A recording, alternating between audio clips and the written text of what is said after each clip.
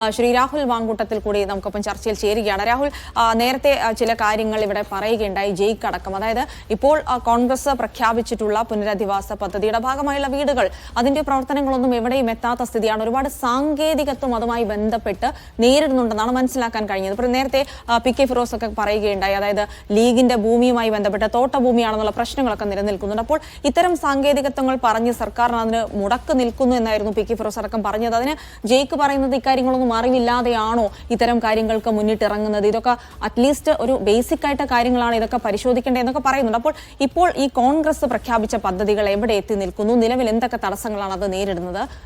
രാഹുൽ.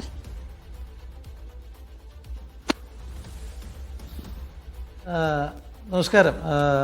ഒന്ന്, ഇത്തരം ഒരു വേദിയിൽ ഒരു അമിതമായ രാഷ്ട്രീയം പറയാൻ ഞാൻ ആഗ്രഹിക്കുന്നില്ല. കാരണം ഇത് കാണുന്ന ഏറ്റവും ചുരുങ്ങിയത് മുണ്ടക്കൈ ചൂരൽമല പ്രദേശത്തെ ആളുകളെങ്കിലും അവർക്ക് ഒരു ആശ്വാസമാണ് വേണ്ടത്. അപ്പോൾ ഒരു വാഗ്വാദത്തിനപ്പുറം ഞാൻ അത്തരം കാര്യങ്ങളിലേക്ക് അധികം പോകാൻ ആഗ്രഹിക്കുന്നില്ല. എങ്കിലും ഞാൻ ചോദിച്ചോട്ടെ, കോൺഗ്രസ് എന്ന് പറയുന്ന പാർട്ടി അല്ലെങ്കിൽ ഇന്ത്യൻ യൂണിയൻ മുസ്ലിം ലീഗ്, ഞങ്ങൾ പ്രതിപക്ഷത്തിരിക്കുന്ന ആളുകളാണ്.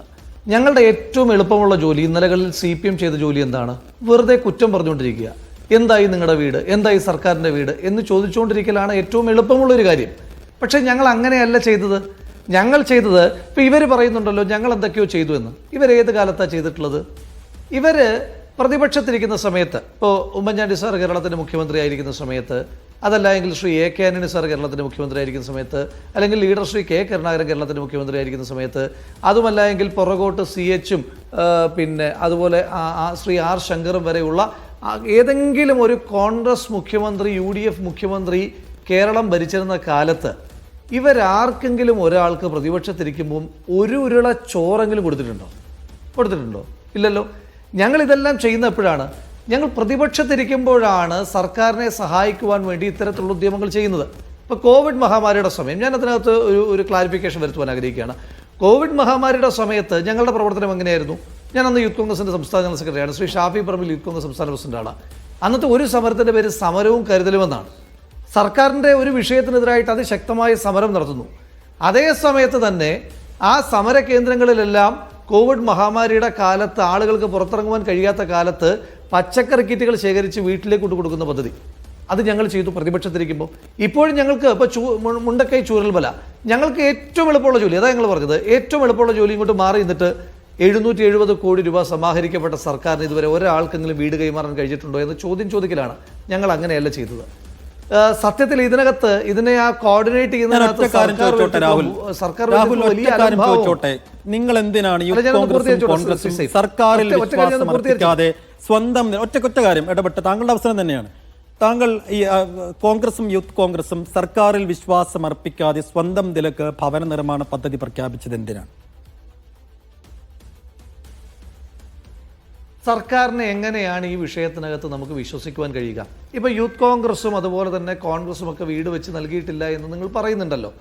ഞാൻ ചോദിച്ചോട്ടെ, ഈ ഭൂമിയുടെ മുഴുവൻ ഓണർഷിപ്പും കൈകാര്യം ചെയ്യുവാൻ കഴിയുന്ന കേരളത്തിൽ ഏറ്റവും അധികം പണം സമാഹരിക്കപ്പെട്ട സംസ്ഥാന സർക്കാർ 770 കോടി രൂപയാണ് സംസ്ഥാന സർക്കാർ സമാഹരിക്കപ്പെട്ടിരിക്കുന്നത്.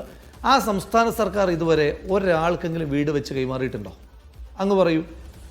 എൻ്റെ അറിവിലില്ല. വയനാട്ടിൽ സർക്കാർ വിശ്വാസമില്ല. നിങ്ങളെങ്ങനെ വിശ്വസിക്കുന്നതാണെന്നേ ചോദ്യം. ഈ സർക്കാർ നിങ്ങൾ പിരിച്ച ഫണ്ട് വെച്ച് എവിടെയാണ് ഭൂമി എടുക്കാൻ പോകുന്നത്? ഓക്കെ, നിങ്ങൾ സർക്കാരിന് വിശ്വാസത്തിലെടുക്കാത്ത സർക്കാരിന്റെ പദ്ധതി നീളും, അതിൽ അമാന്തമുണ്ടാകും, അതിൽ വീഴ്ച ഉണ്ടാകും. ശരി, അപ്പോൾ സർക്കാരിന്റെ മുൻപേ തന്നെയെങ്കിലും ഭൂമി ഏറ്റെടുത്ത് അതിന്റെ നിർമ്മാണ പദ്ധതികൾ തുടങ്ങിയെങ്കിൽ ജനങ്ങൾക്ക് നിങ്ങളെ വിശ്വസിക്കാമായിരുന്നു. എവിടെ?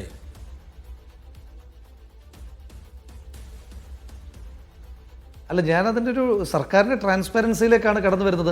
അപ്പോൾ സർക്കാരിന് കുറെ കൂടി ആധികാരികമായി ചെയ്യുവാൻ ഇപ്പം ഞാൻ ചോദിച്ചോട്ടെ, ഇപ്പം നേരത്തെ ഇവിടെ ഇടതുപക്ഷത്തിൻ്റെ പ്രതിനിധി സംസാരിക്കാൻ നേരം അവർക്കുണ്ടാകുന്ന മാനസിക സമ്മർദ്ദങ്ങളെ പറ്റിയൊക്കെ പറഞ്ഞു. മുണ്ടക്കൈ ചൂരൽമല പ്രദേശത്തെ ആളുകൾ, ഈ ദുരന്തത്തിൽ അകപ്പെട്ട മനുഷ്യന്മാർ സമരം ചെയ്തത് കോൺഗ്രസിനെതിരായിട്ടാണോ? സമരം ചെയ്തത് ലീഗിനെതിരായിട്ടാണോ? അവർ സമരം ചെയ്തത് സർക്കാരിനെതിരായിട്ടല്ലേ? ഈ 770 കോടി രൂപ സമാഹരിക്കപ്പെട്ട സർക്കാരിൽ ജനങ്ങൾക്ക് വിശ്വാസമില്ല. ആ പ്രദേശത്തെ ആളുകൾക്ക് വിശ്വാസമില്ലാത്തപ്പോൾ പ്രതിപക്ഷത്തിന് വിശ്വാസം ഉണ്ടാകുന്നത് എങ്ങനെയാണ്? ഒന്ന്. രണ്ട്, ഞാൻ ചോദിച്ചോട്ടെ, ഇനി ആ പ്രദേശത്തെ ആളുകളുടെ ഏറ്റവും പ്രധാനപ്പെട്ട പ്രശ്നം എന്താണ്? അവരുടെ ഉപജീവനമാണ് നിലച്ചിരിക്കുന്നത്. എന്തായിരുന്നു അവരുടെ ഏറ്റവും പ്രധാനപ്പെട്ട ഉപജീവനം? ശ്രീ സെയ്ഫ് അടക്കമുള്ള ആളുകൾ, നമ്മളെല്ലാവരും ഈ മുണ്ടക്കൈ ചൂരൽമല പ്രദേശത്തുണ്ടായിരുന്ന ആളുകളാണല്ലോ.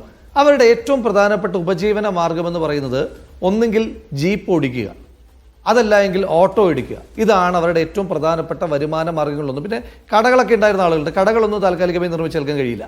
അപ്പം ഞങ്ങൾ യൂത്ത് കോൺഗ്രസ്, ഞങ്ങൾക്ക് അഭിമാനത്തോടു കൂടി പറയാൻ കഴിയും, ഞങ്ങൾ അവരുടെ ഉപജീവന മാർഗമായ ജീപ്പ് വാങ്ങി നൽകിയിട്ടുണ്ട്. ലീഗിന് പറയാൻ കഴിയും ഓട്ടോ വാങ്ങി നൽകിയിട്ടുണ്ട്. ഞാൻ ചോദിച്ചോട്ടെ, ഈ സംസ്ഥാന സർക്കാരിൻ്റെ 770 കോടി രൂപ കിട്ടിയിട്ട് അത്തരത്തിലുള്ള ഏതെങ്കിലും ഒരു ഉപജീവന മാർഗം കൊടുത്തിട്ടുണ്ട്? അപ്പോൾ ഇവർ പറയാൻ പോകുന്നത് എന്താ? അത് സർക്കാർ പ്രൊവിഷൻ ഇല്ല. ഞാൻ ചോദിച്ചോട്ടെ, ഈ സർക്കാരിൻ്റെ ദുരിതാശ്വാസ നിധിയുമായി ബന്ധപ്പെട്ട കേസുകൾ ബഹുമാനപ്പെട്ട കോടതികളിലില്ലേ? എന്താ കേസ്?